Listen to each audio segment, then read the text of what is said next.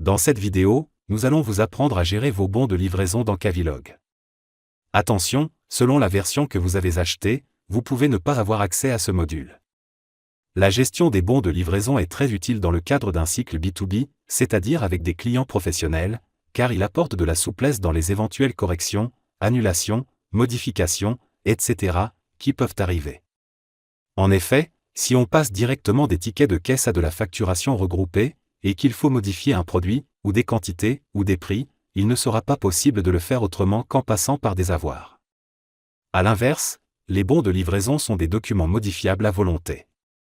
Il est donc fortement recommandé d'opter pour ce module, dès lors qu'on a, en tant que caviste, une part importante de son chiffre d'affaires, réalisé avec des professionnels, restaurants, entreprises, etc. Pour créer un BL, il suffit d'aller dans le menu BL ici. Puis, bon de livraison. Le principe de fonctionnement de cette fenêtre est rigoureusement identique à celui de la caisse. Vous trouverez sur notre chaîne de multiples vidéos qui vous expliquent comment ajouter des produits, modifier les prix, les quantités, etc. Première chose à faire, sélectionner un client ou le créer éventuellement s'il n'existe pas. Je prends Monsieur Dupont. J'ajoute les différents produits que je vais lui livrer. 12 de celui-ci, 10 de celui-là, etc. Notez que si je suis dérangé, je peux mettre mon BL en attente avec ce bouton. Puis, plus tard le reprendre pour le finaliser, en appuyant ici, Rappel BL attente. Je pourrais bien sûr avoir plusieurs BL en attente comme c'est le cas ici. Je repère avec le nom du client quel est celui qui m'intéresse.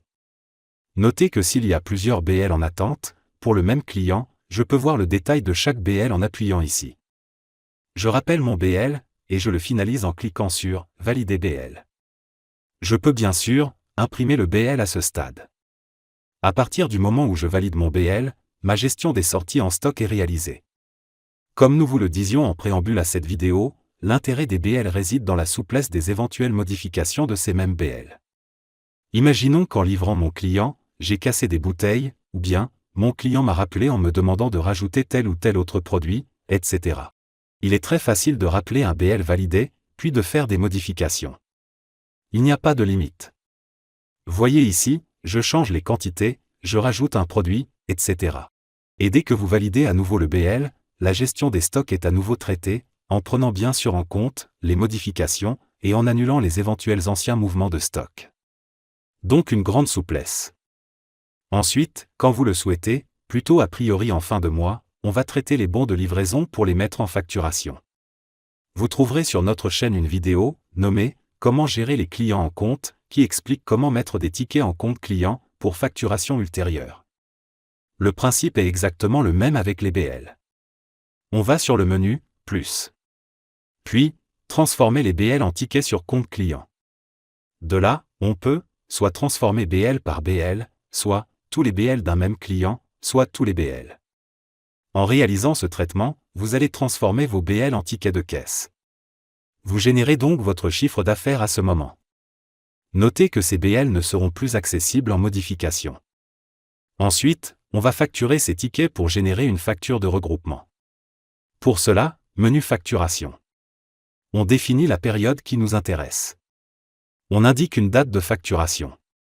Et, au choix, on facture, ticket par ticket, ou tous les tickets d'un même client, ou l'ensemble des tickets. Automatiquement, Cavilog génère les factures de regroupement que l'on pourra imprimer ou envoyer par mail. Et on pourra ici saisir les règlements quand on les recevra. Nous vous recommandons pour finir, de consulter la vidéo sur la gestion des clients en compte, et vous saurez ainsi réaliser le cycle complet de facturation à des clients en compte, avec les différentes méthodes possibles.